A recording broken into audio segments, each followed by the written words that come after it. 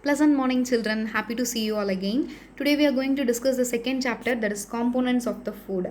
Actually, what is components of the food? So, what is contained in the food? What is the nutrient which is present in the food? That is, we are going to discuss in this chapter.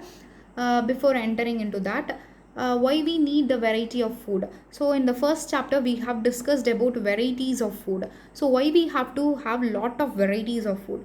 What is nutrients? And what is the role of the nutrients, what are the source of each nutrient, and how to find the source. First, what is nutrient? The ingredient contains some components that are needed by our body, so that is the nutrients. So some components which is needed by our body to keep our body health, so that is called as nutrients. What are the nutrients? It is carbohydrate, protein, fat, vitamin, mineral. In addition to that, it is dietary fibers. So first we are going to discuss about these carbohydrate. Carbohydrate is nothing but it is a simple sugar. It is a sugar component. If the complex of the sugar, that is more amount of sugar, it is formed the starch. So we are going to perform a test to find the starch rich food. So we are taking the small quantity of food item and we are dropping 2 to 3 drop of dilute iodine solution in the food item. If the color changes to the blue black, that indicates the presence of starch.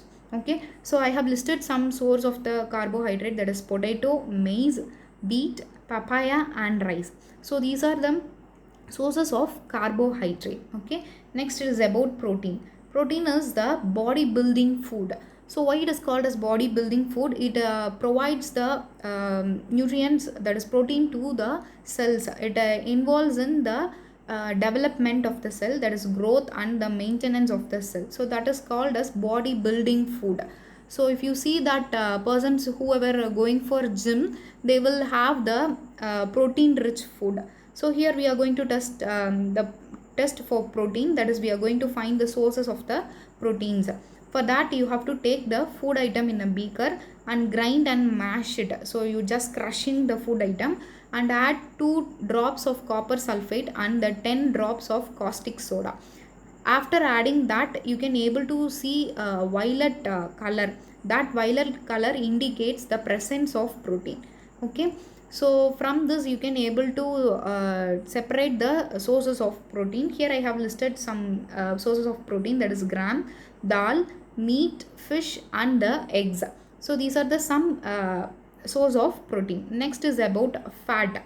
Actually fat, it is the storing energy, so it is get stored and for it is the later use. If you are not having the food in a day, so this fat will be stored, fat will be used as the energy. Okay, the sources are ghee, milk, butter, egg, fish and the meat. Okay, and the carbohydrate and fat, the combination of carbohydrate and fat food, it is called as energy giving food. Okay, next let us perform the test for find outing the source of fat rich food. Take a small quantity of the food item and wrap it in a paper. You are just covering in a paper and crush it well. You are just crushing the food item in the paper. After that you have to straighten the paper. If you can able to observe some oil patches in the paper, that indicates the presence of fat. So in the paper, after crushing the paper, if you can able to find the oil patches, that indicates the presence of fat. So it shows the fat content is present in that food item. Next component, it is mineral. So it is needed a small amount in our body and it is for the proper growth and maintaining the good health. So I have listed the sources of minerals. First it is iodine, which is present in the seafood and in the salt. Next it is calcium, which is present in the milk and the egg. And it is phosphorus, which is present in milk, banana and grains. And last it is iron, which is present in the liver of chicken and the goat and in the spinach. So these are the sources of minerals. And next it is about dietary fibers. So dietary fibers, it is also known as roughage. Mainly it is in the plant products. So dietary fiber sources is actually the plant products. So this do not provide the nutrients, but it will be getting rid of undigested food. It is nothing but eliminating the undigested food. Okay, along with this, water is very essential. So the role of the water is to excrete waste. So by urine and by the sweat, the waste is get eliminated, and it is acting as a transport material, which is transporting the materials from one organ to the other. Okay, next it is about the vitamins, which protects the body against the disease.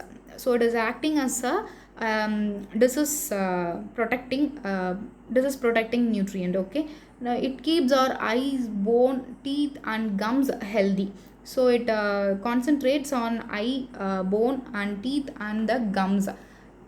Next, we have the different vitamins, that is vitamin A, vitamin C, vitamin D, E, and K. So, the group of vitamins, that is the vitamin B complex. So, these are the different types of vitamins. Now, we are going to discuss the source of the vitamins. So, in which food the particular vitamins are present and what is the role of that. So, vitamin A, it maintains the skin and the eye health. So it is particularly concentrates on skin and the eye health. The sources are papaya, carrot and mango. Then it is vitamin B. It strengthens the muscles. So it concentrates on the muscle strength. So the source is wheat, liver and the rice.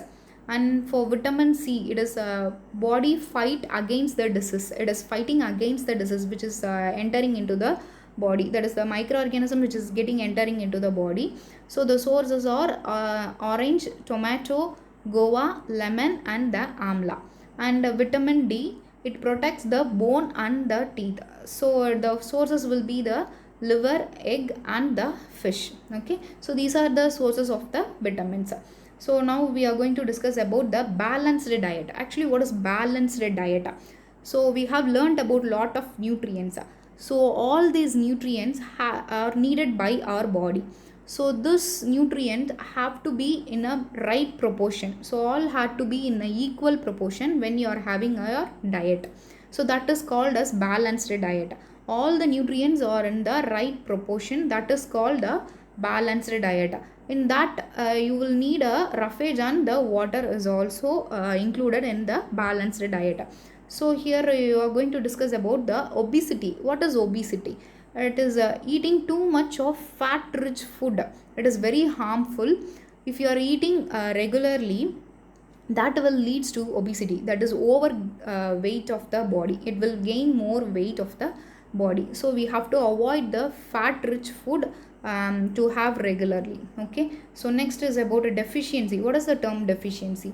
Sometimes food may not contain the particular nutrients. We are taking the food regularly, but some food will not contain the all the nutrients. So it is particular nutrients will be get absent there. That is called as deficiency. What is deficiency disease?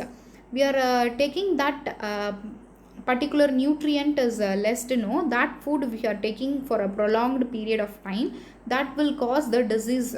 So that is called as deficiency disease. Disease occurs due to the lack of nutrient over a particular over a long period of time. So that is called as deficiency disease. How can we prevent this deficiency disease? By the balanced diet. By having the balanced diet in our food, that is in our diet, we can overcome the deficiency disease. Okay, so what are the deficiency disease which is caused by the vitamins and that is a deficiency of vitamins and the minerals? If the vitamins and minerals is get reduced in our body, so what are the disease will occur and what are the symptoms? Okay, so in vitamin A, if the vitamin A is get deficient, that is get reduced, loss of vision. So our vision will be get lost and the symptoms will be poor vision. The objects will not be very clear to our eye. Then vitamin B1, it is name is beriberi. This disease name is beriberi, and it show the symptoms of weak muscles. The muscles will get very tired and we can't able to do work, small work also with the energy we can't able to do. So next it is vitamin C. The disease, it is scurvy. It is bleeding of gums. Gums, it is nothing but it is present in the mouth, which is capturing that teeth, no, that is the gums. So it is locking the teeth. So that is the gums. So from there you will have the symptoms of bleeding, that is the bleeding gums, which leads to the scurvy. And vitamin D, that is deficiency of vitamin D, will leads to the rickets. It is nothing but the bones becomes soft, the strengthening of the bones will get lost there and it becomes very soft. And next it is about calcium. This will bring the bone and tooth decay. So it is getting decay of tooth and the bone. If you are having the tooth decay regularly, that is the calcium is lowered in your diet. That symptoms will be weak bone and the weak tooth. Okay, next it is about a deficiency of iodine. It causes the goiter. It is nothing but the swelling of the neck. The neck portion will be get enlarged. Okay, that is called as goiter. If the iron is get reduced in your diet, it will be causing the anemia, and the symptoms will be weakness. The person will be become very tired, so that is called as anemia. Okay, so this is about the deficiency disease of vitamins and minerals. Okay, thank you.